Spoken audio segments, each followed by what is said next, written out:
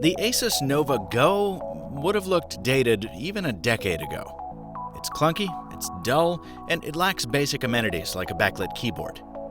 But it's a much more significant machine than it appears. This is one of the first always-connected PCs, a new category of notebook that makes two huge promises: an always-on internet connection and a battery that can give you 20 hours of use on a charge.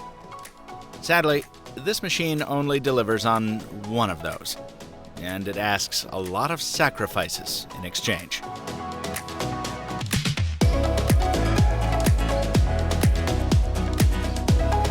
Before we get to the hard times, let's touch on the one big win here. Thanks to a mobile processor with a built-in modem, the Nova Go is indeed always connected to a cellular network of your choice. Over the past 2 months, I've used it on AT&T and T-Mobile, and there's a pretty great Sprint deal, too. I'll touch on that at the end. Point is, you stick a SIM card in there, and this thing connects to 4G LTE just as quickly as your phone does. That means you don't need to drain your phone's battery with a mobile hotspot. You don't need to run the risk of connecting to a dodgy public Wi-Fi network. You don't need to fiddle with VPNs. Your laptop is already connected because it's always connected all the time. It even stays connected in standby, so when you open it, your notifications are there waiting for you.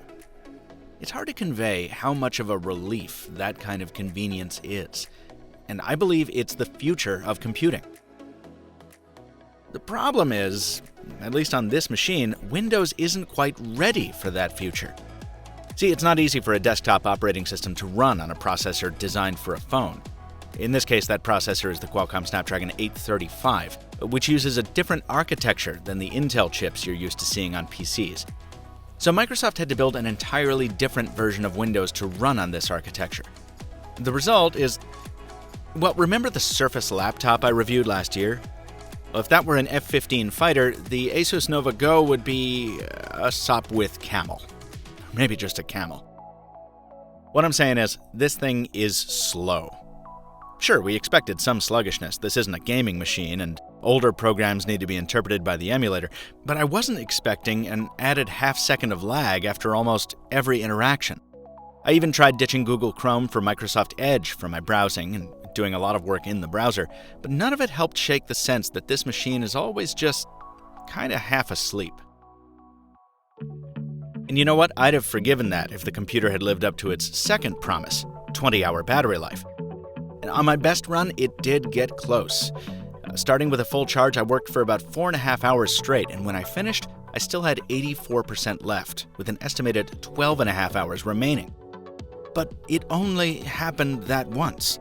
In fact, the past few times I've woken it from standby after leaving it overnight at about half charge, the thing has been almost dead, having drained itself almost dry. I should say my machine came from an early manufacturing batch, so that could be a part of the problem. And if you're not already down in the comments suggesting that an update might help my issues, I'll save you the trouble. I've gotten tens of Windows updates in my time with this machine, like more than 20. And if you thought they take a long time on a regular PC, wait till you use one of these. These updates have not solved the battery inconsistency or responsiveness problems. The machine does feel a little faster than it did a few weeks ago, but now I have new interesting bugs to contend with. And no matter how many little things I like about this computer, the fingerprint sensor, or the tablet mode, or actually that's about it, those endurance and responsiveness problems are a showstopper for me. Factor in the dim display, the lack of USB-C, the miserable speakers, and I just can't recommend this machine. Let's try to go out on a high point here. The most exciting thing about this computer might be the Sprint plan you can get with it. No, Sprint isn't a sponsor. It's just a pretty good deal. If you bought one today, you'd get unlimited data on Sprint for free through the end of the year. But at a monthly price of $15, you're only really saving $75 total. Given the Nova Go's retail price, well, let's just say there are better options for a long-lasting, always-connected device than this computer. What's a computer?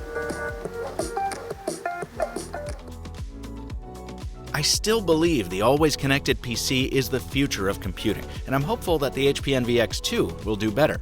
From what Daniel Rubino at Windows Central has told me, it's at least faster.